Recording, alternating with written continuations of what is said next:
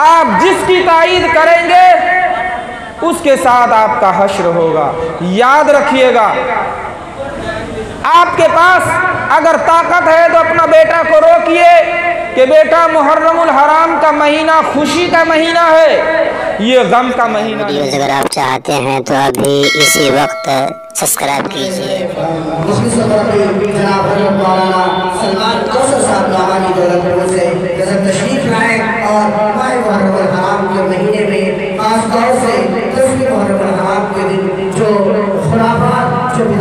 समाज के अंदर राइज है, उन सब से हमें आज आकर कुरान और हदीस की रोशनी में उन सब का इलाज बनाएं ताकि हम सामईन महसूस हो सकें। आप हज़रात बैठ जाएं।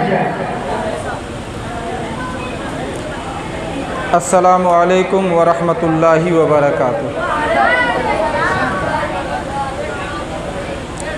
अल्हम्दुलिल्लाह अल्हम्दुलिल्लाहि नहमदुहु व नस्तईनुहुु व नस्तगफिरुहु व नु'मिनु बिही व नतवक्कलु अलैहि व नऊज़ु बिल्लाहि मिन शुरूरि अंफुसिना व मिन सय्यिआति अमालिना।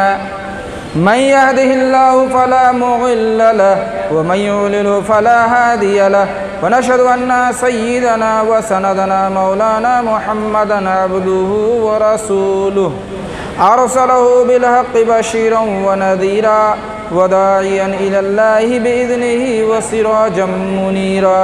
क़ाल अन्नबिय्यु सल्लल्लाहु अलैहि वसल्लम सय्यिदा शबाबि अहलिल जन्नह अल हसन वल हुसैन औ कमा क़ाल सल्लल्लाहु अलैहि वसल्लम। आप सबों को मालूम है कि ये मुहर्रमुल हराम का महीना है जो हमारे सरों पर साया फगन है। हमारे यहाँ मशहूर है कि मुहर्रमुल हराम के फ़ज़ाइल गालिबन सैयदना हुसैन इब्न अली रज़ी अल्लाह ताला अन्हु की वजह से है, मगर ऐसी कोई बात नहीं। इसके फ़ज़ाइल शुरू से मुसल्लम हैं। मैं आपके सामने ये अर्ज़ करना चाहता हूँ कि सैयदना हुसैन इब्न अली रज़ी अल्लाह ताला अन्हु और यज़ीद इब्न मुआविया के बीच ये जंग, ये लड़ाई क्यों हुई। बहुत आसान और सादा तरीक़े से आपके ज़हन में मैं ये बात उतारने की कोशिश करूँगा। अल्लाह करे कि मैं आपके ज़हन में ये बात और इस वाक़या को उतार सकूँ। सैयदना मुआविया रज़ी अल्लाह ताला अन्हु जो हज़रत सुफियान इब्न हरब रज़ी अल्लाह ताला अन्हु के बेटे और मुहम्मदुर रसूलुल्लाह सल्लल्लाहु अलैहि वसल्लम के बिरादर निस्बती यानी साला हैं। हज़रत मुआविया रज़ी अल्लाह ताला अन्हु ने अपने दौरे खिलाफत में ज़बरदस्त कारनामे अंजाम दिए। ये अलग बात है कि सैयदना मुआविया और सैयदना अली रज़ी अल्लाह ताला अन्हु के दरमियान नज़रियाती और इख्तिलाफ़ी जंग हुई थी। इसके बावजूद हज़रत अमीर मुआविया रज़ी अल्लाह ताला अन्हु की खिलाफत का ज़माना बहुत मुनासिब रहा, मगर मुख्तलफ ही रहा। जब अमीरुल मोमिनीन हज़रत मुआविया इब्न सुफियान इब्न हरब रज़ी अल्लाह ताला अन्हु को ये महसूस होने लगा कि अब उनकी मौत का वक्त करीब आ गया है, तो लोगों ने कहा कि अमीरुल मोमिनीन आप अपना बेटा यजीद को खलीफा बनाने की तलकीन कर दीजिए, यानी ज़िंदगी में ही अपना बेटा यजीद को खलीफा घोषित कर दीजिए। हज़रत मुआविया अपने बेटे यजीद की तमाम बुराइयों से वाकिफ़ नहीं था। अंदरूनी तौर पर यजीद बड़ा शरीर किस्म का इंसान था। आम तौर पर बात यही होती है कि बेटे की शराफत बाप की नज़र से छिपी हुई होती है। बेटा बहुत बदमाश और शरीर भी होता है तो बाप को बहुत बाद में पता चलता है। मोहल्ला, समाज और गांव के लोगों को पहले पता चलता है, फिर माँ को पता चलता है। जब पानी सर से ऊपर चला जाता है तब बाप को पता चलता है। उस वक्त पता चलता है जब बहुत देर हो चुकी होती है। तो हज़रत मुआविया को अपना बेटा यजीद के बारे में इतना इल्म नहीं था कि वो टेढ़ी तबीयत का इंसान है। हज़रत मुआविया ने यजीद से कहा कि यजीद सुनो, मेरे बाद अगर तुम खलीफा बनना चाहोगे तो 3 आदमी की बैअत ले लेना, 3 लोगों की बैअत ले लेना, 3 लोगों का वोट हासिल कर लेना, तुम खलीफा बन जाओगे। नंबर 1 हज़रत अब्दुल्ला इब्ने अब्बास जो मुफस्सिर कुरान हैं। नंबर 2 हज़रत अब्दुल्ला इब्ने हज़रत अब्दुल्ला इब्ने ज़ुबैर इब्ने अवाम। और नंबर 3 हज़रत हुसैन इब्ने अली। यजीद इस बात को अपने जहन में बैठाए हुए था। एक दिन रात के वक्त यजीद ने पैगाम भेजा हुसैन इब्ने अली के पास।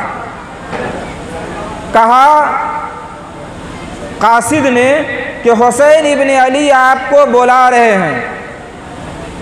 हज़रत हुसैन रज़ी अल्लाह ताला अन्हु मुहम्मदुर रसूलुल्लाह सल्लल्लाहु अलैहि वसल्लम के खून से बने हैं। मुहम्मदुर रसूलुल्लाह सल्लल्लाहु अलैहि वसल्लम के तरबियत याफ्ता हैं। अल्लाह तबारक व तआला की तरफ से उनको वो बसीरत अता फरमाई गई थी जो दूसरों को अता नहीं हुई थी। हज़रत हुसैन से लोगों ने पूछा कि आपको यजीद इस वक्त रात में क्यों बुला रहा है? हज़रत हुसैन ने कहा कि लगता है कि अमीर मुआविया का इंतकाल हो गया है, इसलिए मुझको बुलाया है बैअत लेने के लिए। कासिद से कहा कि जाओ यजीद को कह दो कि अगर हुसैन इब्ने अली की बैअत चाहते हो तो रात के अंधेरे में अकेले कमरे में बैअत नहीं करेगा, बल्कि एक मैदान में लोगों को जमा करो। फिर हुसैन इब्ने अली मुनासिब समझेगा तो यजीद के हाथ में बैअत करेगा, नहीं तो बैअत नहीं करेगा। यजीद क्या समझता है कि शेर खुदा का लाडला, खातूने जन्नत का दुलारा, मुहम्मदुर रसूलुल्लाह सल्लल्लाहु अलैहि वसल्लम का जिगर पारा हज़रत हुसैन रात के अंधेरे में मुआविया का बेटा यजीद के हाथ में बैअत कर लेगा और यजीद सुबह होकर लोगों में ये ऐलान करवा देगा कि हुसैन इब्ने अली ने मेरे हाथों में बैअत कर लिया है, इसलिए सारे के सारे लोग मेरे हाथों में बैअत कर लो, मुझको खलीफा तस्लीम कर लो। और ये हरगिज़ नहीं हो सकता। कासिद वापिस गया, मामला बहुत गर्म हुआ। हज़रत हुसैन नहीं पहुंचे। उधर यजीद ने कूफियों पर जुल्म करना शुरू कर दिया। ज़बरदस्ती का हाकिम उनके ऊपर मुसल्लत हो गया, यानी खुद यजीद बगैर इन तीनों लोगों के बैअत लिए हुए, इन तीनों लोगों के वोट लिए हुए खुद हाकिम बन गया और लोगों पर जुल्म व तशद्दुद करना शुरू कर दिया। कूफा के लोग यजीद की खिलाफत से बहुत बेजार हो गए, तंग आ गए, तो उन लोगों ने हज़रत हुसैन इब्ने अली रज़ी अल्लाह ताला अन्हु के पास खुतूत भेजने शुरू कर दिए। खुतूत भेजने वाले कौन लोग थे? वो लोग थे जो यजीद की खिलाफत को तस्लीम नहीं करते थे, बल्कि नाला थे कि यजीद हमारे ऊपर जुल्म करता है। ऐ मुहम्मदुर रसूलुल्लाह का नवासा, ऐ दोनों जहान के सरताज, ऐ फ़ख्रे रसूल इमामुल अंबिया के नवासा, आप कूफा आ जाइए, यजीद के जुल्म से हमें नजात दिलाइए। हम लोग आपके हाथों पर बैअत करने के लिए तैयार हैं। हमने आपके बाप सैयदना अली मुर्तज़ा रज़ी अल्लाह ताला अन्हु को खलीफा माना और उनके अहकाम पर हम लोगों ने अमल किया। अब आपके वालिद इस दुनिया में नहीं रहे, हम लोग आपके हाथों में बैअत करना चाहते हैं। अली मुर्तज़ा रज़ी अल्लाह ताला अन्हु का ये लाडला मुहम्मदुर रसूलुल्लाह का नवासा हज़रत हुसैन रज़ी अल्लाह ताला अन्हु के पास मुसलसल खुतूत आते रहे। हज़रत शाह अब्दुल हक मुहद्दिस देहलवी रहमतुल्लाह अलैह ने लिखा है, शाह अब्दुल अजीज़ मुहद्दिस देहलवी रहमतुल्लाह अलैह ने लिखा है कि हज़रत हुसैन रज़ी अल्लाह ताला अन्हु के पास तकरीबन 12,000 खुतूत आए थे। कितने ख़त भेजे थे भाई? 12,000 ख़त। एक ढेर लग जाएगा ना, लगेगा कि नहीं? 12,000 खुतूत, जिसमें हज़रत इमाम हुसैन रज़ी अल्लाह ताला अन्हु को कूफा बुलाने की पेशकश थी, आपके हाथों में बैअत करने की पेशकश थी। फिर हुसैन इब्न अली रज़ी अल्लाह ताला अन्हु ने हालात का जायज़ा लेने के लिए मुस्लिम इब्न अकील को भेजा कि आप जाइए, कूफा जाइए और पता लगाइए कि वहाँ के हालात क्या हैं, फिर हमें ख़त लिखिए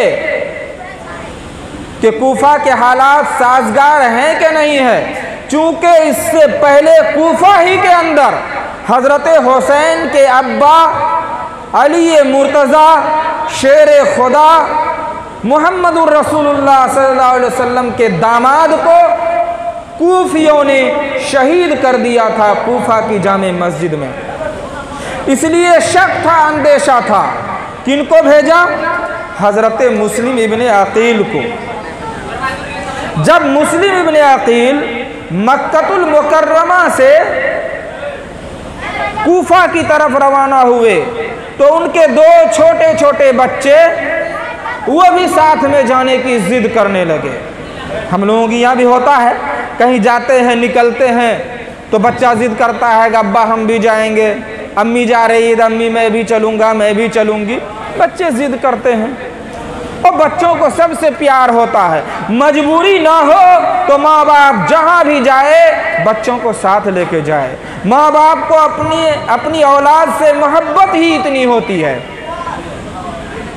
चुनांच हज़रत मुस्लिम इब्न अकील रज़ी अल्लाह ताला अन्हु अपने दोनों बच्चों को साथ लेकर कूफा की तरफ निकल पड़ते हैं। जब कूफा पहुँचते हैं, बल्कि कूफा पहुंचने से पहले ही रास्ते में कूफी लोग हज़रत मुस्लिम इब्न अकील का इस्तकबाल करते हैं। उनका स्वागत और वेलकम करने के लिए रास्ते के दोनों तरफ लोग खड़े हो जाते हैं। ऐसा कहा जाए कि फूल बरसा कर हज़रत मुस्लिम इब्न अकील का स्वागत करते हैं, इस्तकबाल करते हैं, खुशामदीद करते हैं। जब कूफा पहुंचते हैं तो अच्छी मेहमान नवाजी की जाती है। यजीद को इसकी खबर लग जाती है कि मुस्लिम इब्न अकील जो कूफा पहुंच गया है, उनका बड़ा अच्छा इस्तकबाल और स्वागतन किया गया है। चुनांच उन्होंने जो कूफा का गवर्नर था उसको माजूल कर दिया, उसकी सरकार को गिरा दिया। इस लफ्ज़ से बात समझ में आएगी। तो कूफा का जो सरकार था उसकी सरकार को गिरा दिया, तख्ता पलट दिया, एक नया सरकार बना दिया रातों रात। किसकी? Ibn Ziyad, Ubaidullah Ibn Ziyad की। और उसको ऑर्डर दे दिया कि मुस्लिम इब्ने अकील के साथ इतना अच्छा बर्ताव करने की ज़रूरत नहीं है, बल्कि उनके साथ बुरा सलूक किया जाए, उनको तकलीफ पहुंचाई जाए, उनको अजियत दी जाए। एक बात बीच में रह गई, जब मुस्लिम इब्न अकील कूफा पहुंचे थे तो देखा कि बड़ा अच्छा इस्तकबाल हुआ है, हालात बड़े अच्छे हैं, तो उन्होंने एक ख़त लिख दिया हज़रत हुसैन को, कहा कि आप कूफा आ जाइए, हालात बड़े अच्छे हैं, लोग आपके चाहने वाले हैं, आपकी मोहब्बत में गिरफ्तार हैं, आप आ जाइए। ख़त मिला हज़रत हुसैन को। इधर हज़रत हुसैन कूफा निकलने की तैयारी कर रहे हैं, उधर कूफा में सरकार गिराकर एक नई सरकार बनाई गई, एक नया गवर्नर बनाया गया जो इंतहाई जालिम था। उधर इमाम हुसैन मक्का से कूफा के लिए रवाना होते हैं अपने अहलो अयाल के साथ। इधर मुस्लिम इब्न अकील पर जो कूफा में पहले से पहुंच गए हैं, उनके ऊपर जुल्म व सितम किया जा रहा है, और हद तो ये है कि चौराहे पर उनको कत्ल कर दिया गया। वो हाथ जो मोहब्बत भरे खत हजरत हुसैन को लिखने के लिए कलम पकड़ा करता था, आज उसी हाथ में हजरत हुसैन के चाहने वालों के लिए तलवार है। जमीन व आसमान देख रहा है कि आज से पहले इतनी गद्दारी किसी के साथ नहीं की गई होगी। जिनके मोहब्बत के टुस्मे यहाँ पर लोग बघार रहे थे, जिनके मोहब्बत के दावेदार थे, जिनके लिए अपने खूने जिगर को निचोड़ने के लिए लोग हर वक्त तैयार थे, ये आन की आन में लोगों का मिजाज कैसे बदल गया। जो मोहब्बत करने वाले थे हजरत हुसैन और उनके चाहने वालों से, आज वो हजरत हुसैन के मुखालिफ कैसे बन गए। ये शातिराना चाल यजीद चलता है और उबैदुल्लाह इब्न ज़ियाद उस पर अमल करवाता है। हजरत हुसैन निकल चुके थे, रास्ते में उनको मालूम हुआ कि मुस्लिम इब्न अकील रजी अल्लाह ताला अन्हु शहीद कर दिए गए, कूफियों ने उनको कत्ल कर दिया है। चलते वक्त हजरत हुसैन को बहुत सारे लोगों ने रोका था कि आप मत जाइए, आपके बाप को वहाँ पर कत्ल किया है, शहीद किया है, कूफियों पर भरोसा मत कीजिए, ये लोग पहले भी दगा दे चुके हैं, मुमकिन है कि फिर दगा दे जाएं। लोगों का ये अंदेशा सच साबित हुआ, वो लोग दगा देने पर तुल गए। मगर नवासे रसूल जो इरादा कर लिया तो कर लिया, चले जा रहे हैं कूफा की तरफ। उधर मुस्लिम इब्न अकील शहीद कर दिए गए। रास्ते में उबैदुल्लाह इब्न ज़ियाद की फौज ने हजरत हुसैन के रास्ता को रोका और कहा कि मैं आपको कूफा दाखिल होने नहीं दे सकता। मुहम्मदुर रसूलुल्लाह सल्लल्लाहु अलैहि वसल्लम का परवरदा, हजरत अबू बकर सिद्दीक की सोहबत याफ्ता, हजरत उस्मान ज़िन्नूरैन से दीन के तई मोहब्बत का सबक सीखने वाला, अपने वालिदे बुजुर्गवार सैयदना अली इब्न मुर्तज़ा रजी अल्लाह ताला अन्हु से दीन के लिए जान लुटाने का जज्बा सीखने वाला हुसैन अपने कदम को कैसे पीछे हटा सकता था। मैदान करबला में ही एक जगह आती है, पूछा कि ये कौन सी जगह है, कहा कि ये करबला का मैदान है। हजरत हुसैन ने अपने साथियों से कहा कि यहीं पर खैमा गाड़ दो। चुनांच वहाँ पर खैमा लगा दिया, जिसको तंबू कहते हैं। खैमा देखें आप लोग, अरे टिकोलिया सब जो घर बना लेता है जहीं तहीं, उस ज़माने में वही होता था। आज टिकोलिया लोग करते हैं, खाना बदोश लोग। हजरत हुसैन और उनके चाहने वालों ने मैदान करबला में खैमे लगा दिए। उधर यजीद की तरफ से आर्डर हुआ कि हुसैन से बैअत लो, हुसैन के ऊपर दबाव डालो कि वो यजीद की बैअत करे। हजरत हुसैन ने कहा कि दो काम में से एक काम करो, या तो मुझको छोड़ दो, मैं मदीना वापस चला जाऊंगा, मक्का वापस चला जाऊंगा, या डायरेक्ट मुझे यजीद से बात करने दो। मगर इब्ने ज़ियाद बदबख्त हज़रत हुसैन की दोनों शर्तों में से किसी एक शर्त को भी कबूल नहीं करता है और ज़बरदस्ती बैअत लेने पर तुला हुआ है। मगर दोनों जहान के सरताज फ़ख्रे रसूल इमामुल अंबिया मुहम्मदुर रसूलुल्लाह सल्लल्लाहु अलैहि वसल्लम का नवासा एक नापाक, एक अय्याश और ओबाश शख्स के हाथों में बैअत कैसे कर सकता था? ये बैअत करना समझते हैं आप लोग? जल्दी जल्दी समझा देता हूँ। बैअत करना दरअसल वोट देना है। हम लोग वोट डालते हैं ना, जिसको मुखिया चुनना हो, एमएलए चुनना हो, एमपी चुनना हो, वोट देते हैं। तो उस ज़माने में वोट वैसे ही दिया जाता था, हाथ पर हाथ दे करके बैअत करता था कि मैं अल्लाह को गवाह बनाकर आपके हाथ पर हाथ देकर बैअत करता हूँ कि आप इस काम करने के, इस काम के लायक हैं, आप इस काम को कर सकते हैं। ये बैअत होती थी, ऐसे ही वोट दिया जाता था। तो हज़रत हुसैन रज़ी अल्लाह ताला अन्हु ने मना कर दिया। उधर से यजीद के ज़रिया भेजी गई फौज जो इब्ने ज़ियाद लाई थी, जो तकरीबन 20,000 की तादाद में थी। और इधर कितने लोग थे? 72 ये लोग थे। 72 में से 21 अहले बैत, कुल मिला करके 72 लोग थे।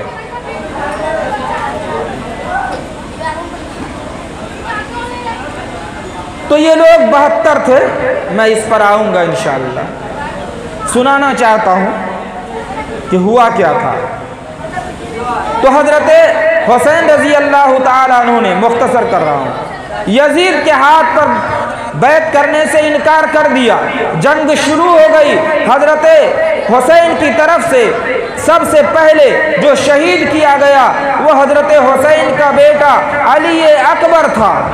वो मैदान करबला में यजीदियों के हाथों सबसे पहले जामे शहादत नोश करने वाला था। खैमे में औरतों की हलचल हुई कि हुसैन का बेटा अली असगर, अली अकबर शहीद कर दिया गया। हज़रत हुसैन खैमे से दूसरे बेटे को लाते हैं जिनका नाम अली असगर है। वो बच्चा प्यास से निढाल था, अपने सीने से लगाए इब्ने ज़ियाद की फौज की तरफ बढ़ रहा है। क्यों? आप जानते हैं, पानी के लिए बढ़ रहा था, पानी की फरियाद के लिए बढ़ रहा था। नहीं नहीं, बल्कि हज़रत हुसैन उस बच्चा को इसलिए लेकर के बढ़ रहे थे कि ये बच्चा भी नाना जान के लाए हुए दीन पर गर्दन कटाएगा, मगर यजीद के हाथों पर बैअत नहीं करेगा। ये हुज्जत पेश कर रहे थे हज़रत हुसैन। क्या लोगों सुनो, ऐ इब्ने ज़ियाद सुनो, ऐ यजीदियों सुनो, ये मेरा लख्ते जिगर, मैं अली अकबर की शहादत पेश कर रहा हूँ, मैं अली असगर की शहादत पेश कर रहा हूँ। ऐ लोगों सुनो, मुझे कत्ल करने में जल्दी ना करना, मुझे शहीद करने में जल्दी ना करना। मैं वो इंसान हूँ जिसको नाना जान ने बोसे दिए हैं। मैं वो शख्स हूँ जिनकी वजह से नाना जान ने मस्जिद नबवी में नमाज में सजदे तवील कर दिए थे। मैं वो इंसान हूँ, मैं वो बंदा हूँ जिसके लिए मुहम्मदुर रसूलुल्लाह सल्लल्लाहु अलैहि वसल्लम ने अपनी प्यारी और लाडली बेटी हजरत फातिमा से कहा था, ए फातिमा, हुसैन को रोने ना देना, हुसैन रोता है तो मेरा दिल गमगीन होता है। ए दुनिया वालों सुनो, ए यजीदियों सुनो, ए इब्ने ज़ियाद के फौज सुन लो कान खोल कर। मैं ही वो बंदा हूँ, मैं ही वो इंसान हूँ कि अल्लाह के आखिरी और लाडले रसूल मुहम्मदुर रसूलुल्लाह सल्लल्लाहु अलैहि वसल्लम ने मेरे ही बारे में कहा है कि जन्नत में नौजवानों के सरदार हसन और हुसैन होंगे। मैं वो शख्स हूँ। मेरी अजमत को समझो, मेरे मकाम और मर्तबा को समझो, मेरी शहादत में जल्दी ना करो, बात को मान जाओ।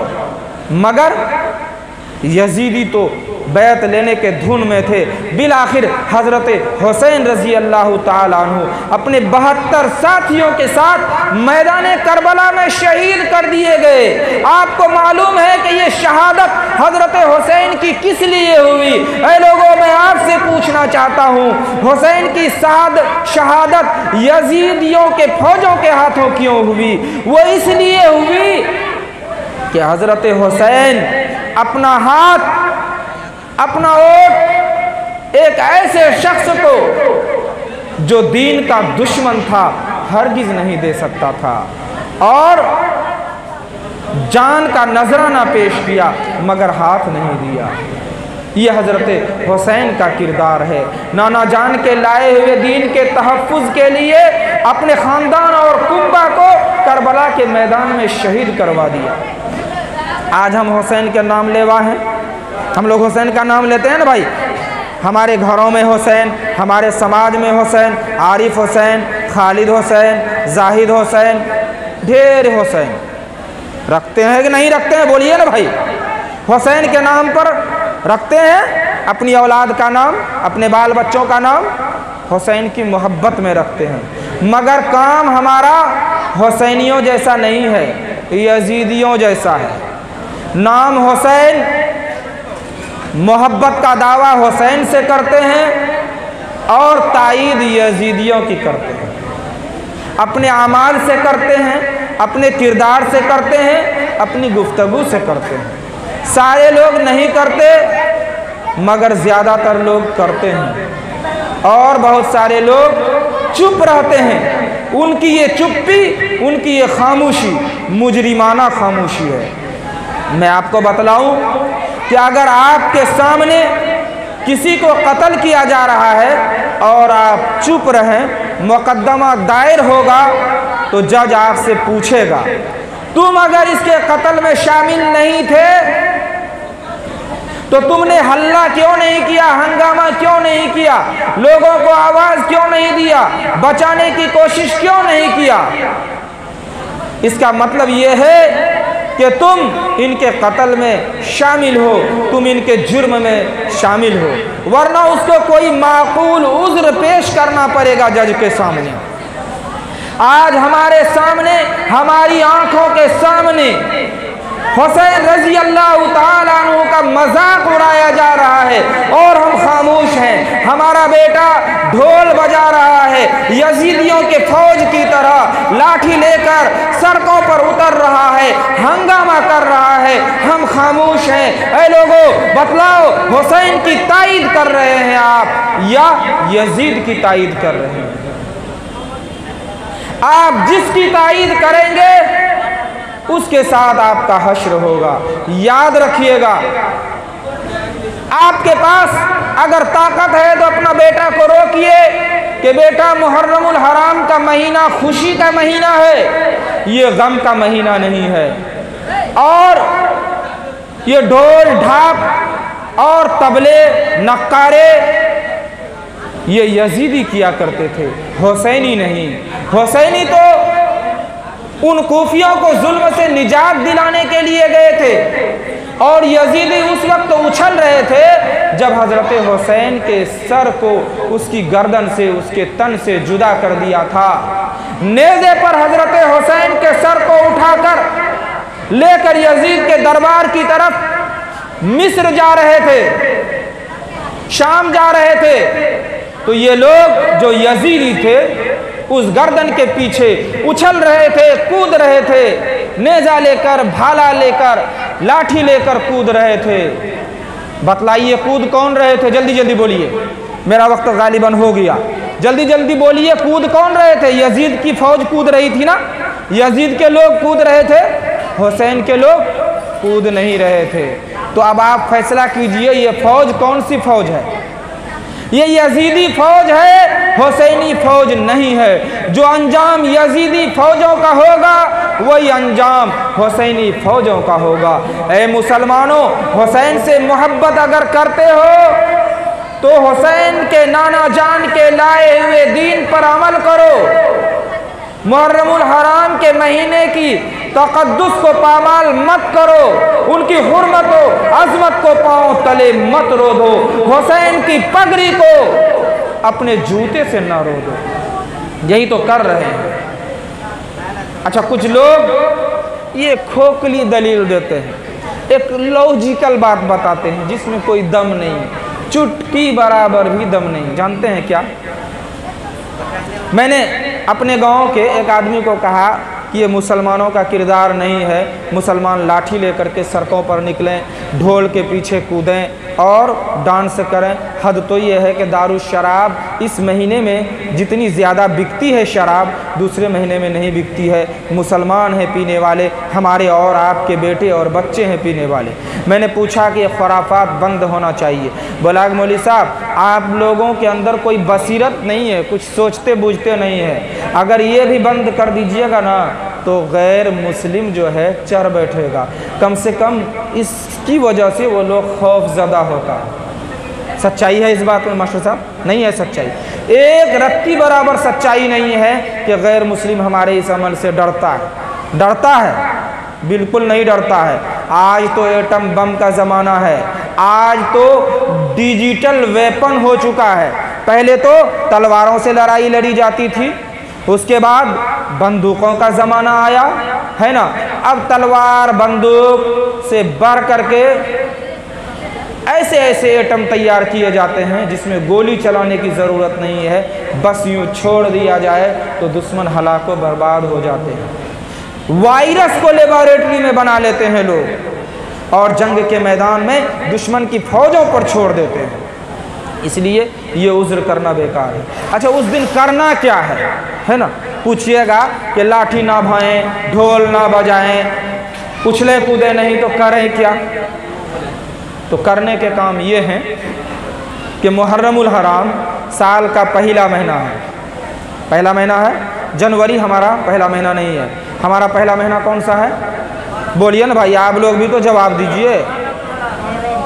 अरे बगधरा की सरजमीन इतनी अच्छी और ज़रखेज़ सरजमीन है कि इल्म की शमा इस इलाके में जब बहुत बाद में जली, उससे पहले बगधरा में। यहाँ का मिडिल स्कूल इलाके का नामी मिडिल स्कूलों में से है, मिसाली मिडिल स्कूलों में से है। हम लोग नाम सुना करते थे बचपन में कि बगधरा मिडिल स्कूल। और माशाअल्लाह यहाँ पढ़े लिखे लोगों की तादाद बहुत अच्छी है, काफ़ी लोग पढ़े लिखे हैं। अल्लाह इस तादाद में और इजाफा करे। दूसरे लोग जहाँ बहुत पीछे हैं, बगधरा वाले इल्म के मामले में, नॉलेज के मामले में बहुत आगे हैं। अल्लाह इसमें और इजाफा फरमाए, यहाँ के बच्चे और बच्चियों को और भी ज़्यादा उलूम व फ़नून से बहरावर फरमाए, आमीन कहिए। तो सवाल होगा कि फिर कौन सा काम करें? पहला महीना मुहर्रम, मुहर्रम खुशी का महीना है। मुहर्रम कौन सा महीना है भाई? खुशी का महीना है, गम का महीना नहीं है। यह इस्लामी साल का पहला महीना है। इस महीने में बहुत सारे वाक़यात पेश आए हैं जो खुशी के वाक़यात हैं, गम के वाक़यात नहीं है। और हज़रत हुसैन जो शहादत पाए हैं वो आज भी जिंदा है। कुरान कहता है वला तक़ूलू लिमन युक़्तलू फ़ी सबीलिल्लाहि अमवाता बल अहयाउ वलाकिन ला तशऊरून, कि जो लोग अल्लाह के रास्ते में शहीद कर दिए जाए वो लोग मुर्दे नहीं है, उनको मुर्दा ना कहो, वो जिंदा है। उसकी जिंदगी का आपको शऊर नहीं है, इल्म नहीं है। तो मातम किन का किया जाता है? जो मर जाता है।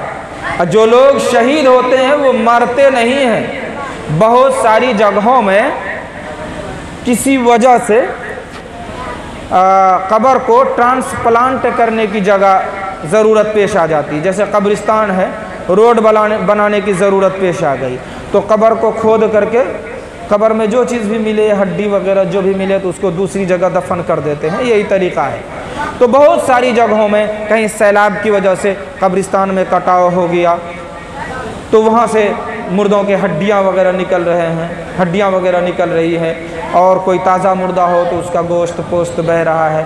तो मुख्तलिफ़ जगहों पर मुशाहिदात से बात साबित हो चुकी है कि जो बंदा शहीद होकर के मरा, उसकी कब्र को ट्रांसप्लांट करने की ज़रूरत पेश आई जगह बदलने की ज़रूरत पेश आई, तो जब उनकी कब्र को खोदा तो मुर्दा कब्र से मुस्कुराता हुआ निकला। 50 साल के बाद, 100 साल के बाद, 200 साल के बाद। ये मुशाहिदे में आई हुई बात है, इसलिए इससे इनकार नहीं किया जा सकता। तो उस दिन खुशियाँ मनाना है। 9वीं मुहर्रमुल हराम को और 10वीं मुहर्रमुल हराम को रोज़ा रखना है, या 10वीं और 11वीं को रोज़ा रखना है। अपने अहलो आयाल को खूब खूब दावत खिलाना है, अपने दोस्तों को दावत खिलाना है, जिनसे मोहब्बत हो, रिश्तेदार हैं, दोस्तदार हैं, उनको दावत करना है, उनको दावत खिलाना है, उनके यहाँ दावत खाना है। और अल्लाह के रसूल सल्लल्लाहु अलैहि वसल्लम ने इरशाद फरमाया, जो शख्स यौम आशूरा के दिन यानी पहलाम के दिन अपने अहलो अयाल पर ज़्यादा से ज़्यादा खर्च करेगा, साल भर की रोज़ी की कफालत और ज़िम्मेदारी मेरी है। किसकी? अल्लाह की है। अल्लाह रोज़ी में वसाअत पैदा कर देगा, रिज़्क़ के दहाने खोल देगा, इसलिए ज़्यादा से ज़्यादा खर्च करें। अब आपका, हमारा बच्चा, बेटा, भतीजा, पोता, जहाँ हमारा बस चले, उसको मना करेंगे कि बाबू ये काम मत करो, ये अच्छा काम नहीं है, यजीदियों का काम है, लाठी लेकर के मत निकलो, ढोल के पीछे मत जाओ। और अगर आप करेंगे तो इंशाअल्लाह इसका अजर मिलेगा, और अगर आप मना नहीं करेंगे तो आपकी ये खामोशी आपको उस जुर्म के दायरे में ला करके खड़ा कर देगी जो जुर्म आपके मातहत के लोग कर रहे हैं। और हमारे नौजवान तो एक और बहुत शर्मनाक काम करते हैं। मौलाना अब्दुल वारिस साहब, वक्त मेरा हो गया, मैं इंशाअल्लाह रुखसत हो रहा हूँ। वो शर्मनाक काम ये है कि सड़कों पर गाड़ियों को रोक कर उससे पैसा वसूल कर। मेरे साथ कई मरतबा ये हादसा, कहिए इसको, पेश आ चुका है कि बच्चों ने घेर लिया, पैसा दीजिए, इतने गिर गए हम। हुसैन के नाम पर ज़बरदस्ती यजीदियों की तरह बैत करो, बैत करो, बैत करना पड़ेगा, पैसा दो, देना पड़ेगा, और डर से देता है। मैं भी कई बार डर से दिया हूँ। डर लगता है, हाथ में डंडा है, लाठी है, दारू शराब के नशे में धुत है, कहीं सर पर लगा न दो। कई बार मैं खुद डरा। इसलिए अपने बच्चों को, अपने मातहतीन को समझाइए। अल्लाह हमें बात समझने की तौफीक अता फ़रमाए। कहने सुनने में अगर कोई गलती हुई हो, अल्लाह माफ़ फरमाए। व आखिरु दावाना अनिल हम्दुलिल्लाहि रब्बिल आलमीन। अस्सलामु अलैकुम व रहमतुल्लाहि व बरकातुहू। आप हज़रात ने बहुत तवज्जो से मेरी बातों को सुना। अल्लाह आपको जज़ाए खैर अता फ़रमाए, अमल की तौफीक। दोस्तों, आप देख रहे हैं NB मीडिया यूट्यूब चैनल। इस तरह का वीडियोस आपको मिलता रहेगा। लाइक और सब्सक्राइब जरूर कर लेना, और इस वीडियोस को अपने दोस्तों में शेयर जरूर करना। फिर मिलते हैं एक और अच्छी वीडियोस लेकर, तब तक इजाज़त दीजिए। अस्सलाम वालेकुम, खुदा हाफिज़।